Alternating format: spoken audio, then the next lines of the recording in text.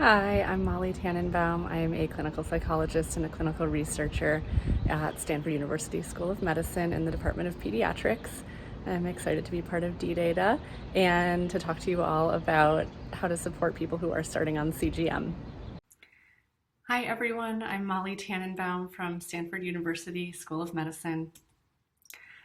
I'll be telling you today about a study we conducted in which 22 adults with type 1 diabetes in their first year of using CGM took part in a pilot of a program to support their experience adopting CGM.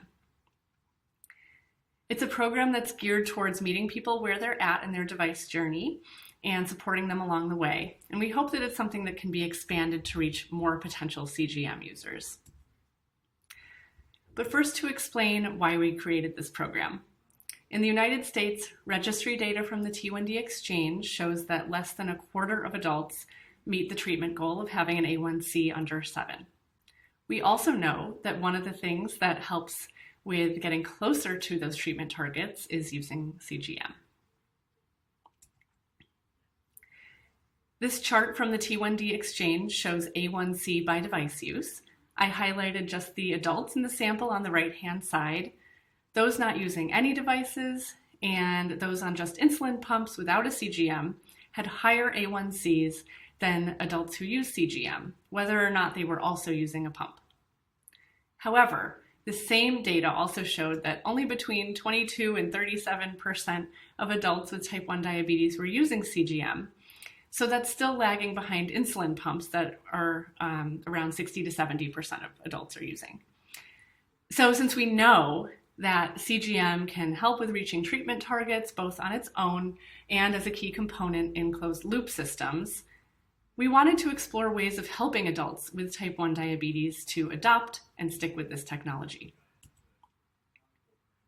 But one thing that we know is that it may not be as simple as just giving people devices. One of the ways that we learned this was with a large survey that asked about barriers to device use. There were about 1,500 respondents who answered questions about the things that get in the way of using diabetes devices. The top barrier was that many felt that they didn't want devices on their bodies all the time. Some worried about the time that it would take to learn to use the device and to manage all the data. Some respondents, who tended to be the younger adults, were concerned about people seeing devices on their body and maybe asking questions about it.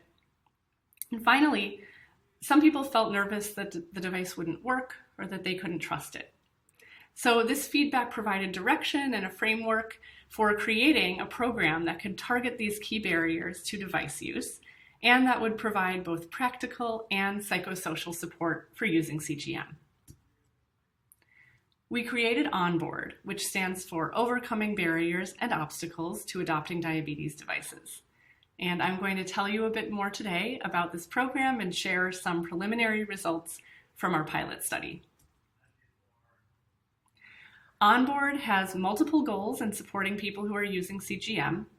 It's designed to enhance perceptions of the benefits of CGM, to help with increasing problem solving, to set realistic expectations for the technology, and then because we thought, who better to help address these things than peers who use CGM themselves, we wanted to incorporate honest, real-life stories from other CGM users to show how they've experienced the benefits and how they've worked through common barriers. Because a lot of what happens and what comes up with using CGM happens in daily life outside of the doctor's office. So we wanted the support to better match that experience. We collected stories from 8 CGM users who had generously offered to share their experiences with others. In the video stories, they describe why they decided to try to use CGM, what they feel the benefits have been in their own lives, and how they've worked through issues that they've encountered. Just to give you a little sense of what these videos are like, I wanted to share a clip where they'll be discussing what it's like to receive your glucose data every 5 minutes from your CGM. And the clip is about a minute long.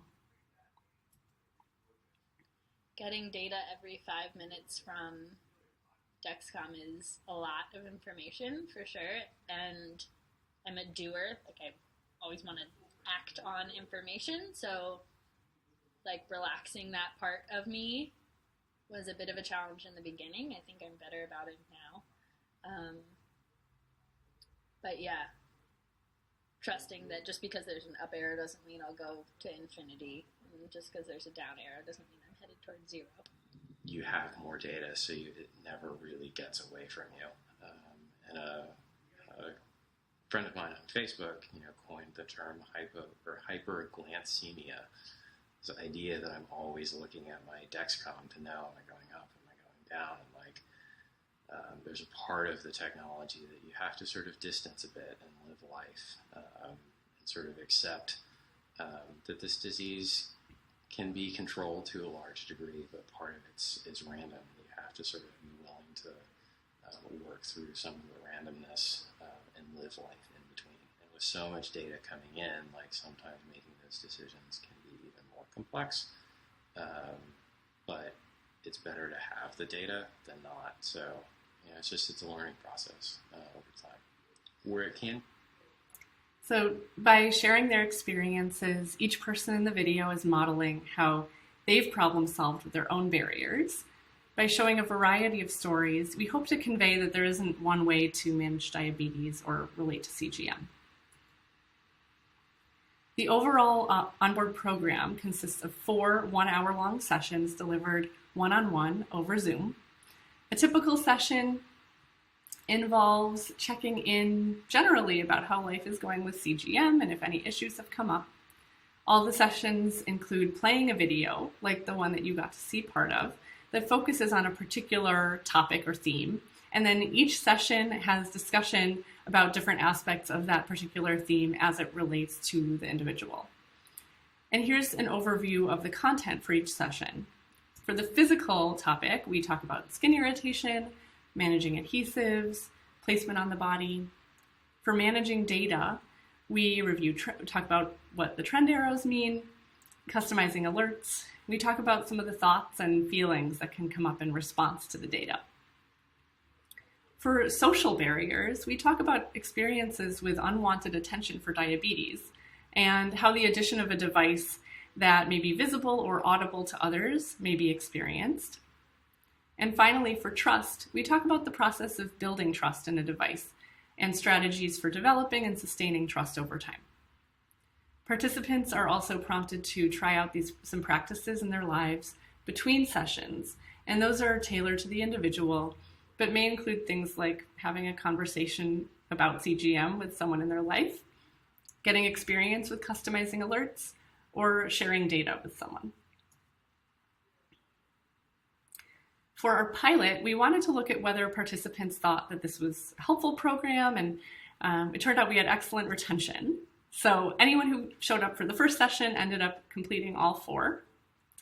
And participants rated the program as helpful to them on a satisfaction survey that we gave out, and they liked that it could be done online. We also wanted to look at any preliminary effects of the program on diabetes distress and time in range. We found a significant decrease in diabetes distress from the start to the end of the program, and that there was an increase in time in range during the day. We completed our pilot study last year and used the feedback from it to further refine the program. We're currently recruiting for a larger randomized controlled trial of onboard, in which we're providing 3 months of CGM supplies, and then some participants will also receive the onboard program in addition to the CGM supplies. A future goal is to be able to adapt this program to support closed loop system adoption. I wanted to take a moment to acknowledge the sources of funding for this work, as well as everyone involved in the study, including those who took part in creating the video stories for onboard and the study participants.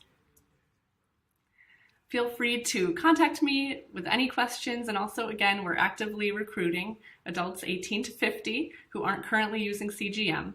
So anyone in the US is welcome to contact us at our study email address, onboardstudy@stanford.edu, to learn more. Thank you so much.